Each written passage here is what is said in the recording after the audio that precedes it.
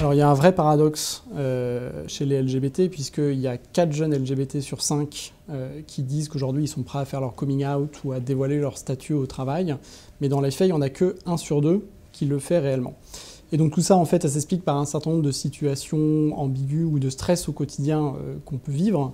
Par exemple, il y a 1/3 aujourd'hui des jeunes LGBT qui disent qu'être out au travail, en fait, c'est plutôt un risque pour leur carrière.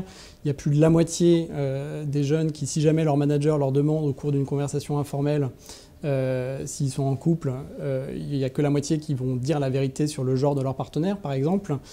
Donc en fait, c'est toutes ces petites situations qui amènent en fait à un vrai décalage entre ce qu'ils souhaitent faire et ce qu'ils font réellement.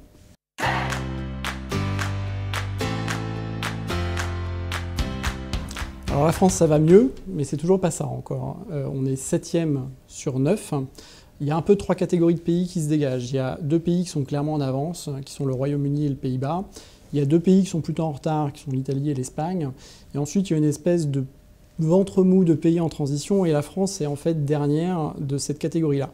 Le côté positif, c'est qu'il y a 4 ans, la première fois qu'on a fait l'étude, la France était au niveau de l'Italie et l'Espagne. Et donc, entre-temps, il y a eu un certain nombre d'avancées. On peut penser que c'est ça qui a fait progresser la France et permis une plus grande inclusion des jeunes LGBT au travail. Je vais vous répondre avec un exemple précis. Si votre manager vous pose la question à la machine à café de « qu'est-ce que vous avez fait le week-end dernier ?», il y a un peu 2 attitudes. Il y a répondre de manière très floue en faisant attention aux pronoms qu'on emploie pour ne pas dévoiler son orientation sexuelle. Puis il y a les gens qui vont s'assumer. Dans le premier cas, moi je pense que toute l'énergie qu'on met à mentir, que ce soit ouvertement ou par omission, c'est à la fin de l'énergie qu'on ne met pas dans son travail. Et c'est pour ça en fait que les entreprises doivent s'assurer qu'elles ont une culture inclusive pour les LGBT, parce que ça permet à leurs employés d'être plus heureux, et lorsqu'on est plus heureux, on est plus performant.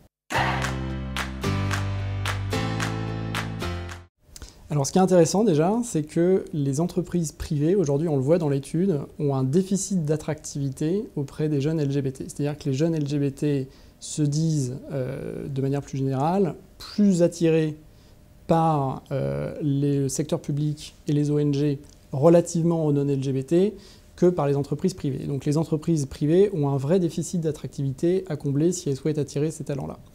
Alors pour ça, il y a plusieurs façons. Ce qui est intéressant, c'est qu'il y a des contraintes légales aujourd'hui qui existent, la non-discrimination par exemple, et tout ça évidemment, les jeunes LGBT vont être super attentifs, et c'est ce qui ressort de l'étude. Mais si on souhaite vraiment les attirer, étant donné que ça, c'est des obligations légales, et bien si on veut être compétitif, il va falloir aller plus loin. Donc on peut mettre en place un certain nombre de leviers. Ça va être la création d'un réseau LGBT, du mentoring, des points carrière dédiés, des actions de recrutement qui vont s'adresser spécifiquement à ces populations pour s'assurer qu'on puisse les attirer et les retenir également dans le long terme.